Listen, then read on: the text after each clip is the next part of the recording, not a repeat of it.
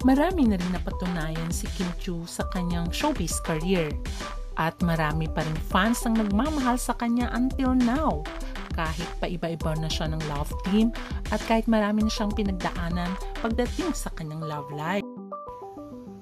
At ang masaya pa ay pinangaralan si Kim sa Seoul Drama Awards P24 bilang Outstanding Asian Star Award. Kaya naman, very happy ang kanyang mga fans dahil sa achievements ni Kim. At syempre, ang isa sa masaya para sa kanya ay walang iba kundi si Paolo Avellino.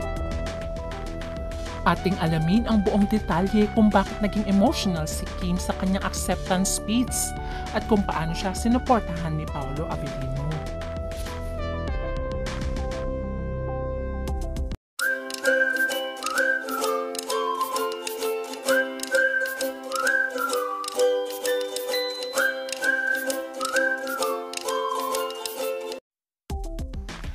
Nagsimulang makilala si Kim during Pinoy Big Brother kung saan siya ang grand winner. At dahil doon unti-unting sumikat si Kim kasama ang kanyang club team na si Gerald Anderson until naging sila at sila rin ay nagkahiwalay. At nagkaroon din siya ng love team, walang iba kundi si Sian Lim. Pero nauwi din sa hiwalayan ang lahat. At dumating nga si Paolo Avellino sa kanyang buhay. Sila ay sinuportahan dahil sa mga series na teleserye na kanilang ginawa together at nakitaan sila ng great chemistry. Kaya naman minahal sila ng fans at tinawag silang Kim Pao ng mga fans. Ngayon ay nasa Korea si Kim at tinanggap niya na ang kanyang award bilang isa sa nanalo sa Seoul Drama Awards 2024 bilang isang Outstanding Asian Star Award sa 19th Seoul International Drama Awards. Tinanggap niya ngayon ang parangal ngayong September 25 sa KBS Hall.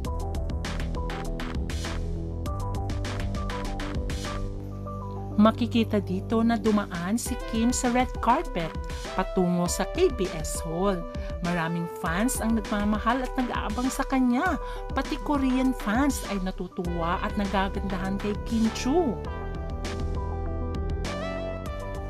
Very emotional at teary-eyed si Kim sa pagtanggap ng award at lahat ay pinasalamatan niya sa mga taong tumulong sa kanya, especially ang kanyang ABS-CBN family.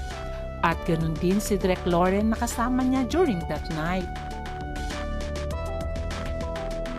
Ayon pa nga sa kanya, to the team behind the show Lin Lang, Dreamscape Entertainment family, to my co-stars, without your hard work, guidance, passion, and vision, none of this would be possible. I share this honor with every single one of you.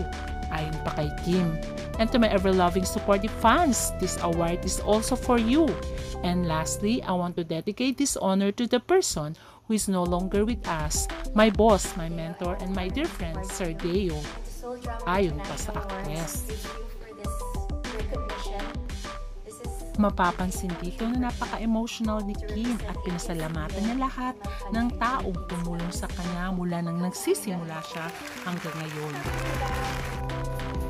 Siyempre, ang proud sa kanya at unang bumati ayon kay Kim ay walang iba kundi ang kanyang rumored boyfriend na si Paolo Avellino. Masaya si Paolo sa success ni Kim at sabi niya very proud siya sa dalaga. Kaya kay Kim, congratulations at sana ay maging successful ka pa sa iyong karera at ganun din sa iyong love life.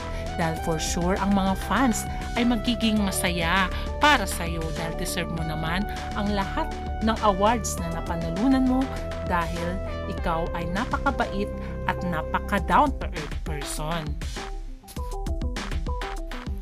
Kaya abangan na lang natin ang pag-uwi ni Kim for sure.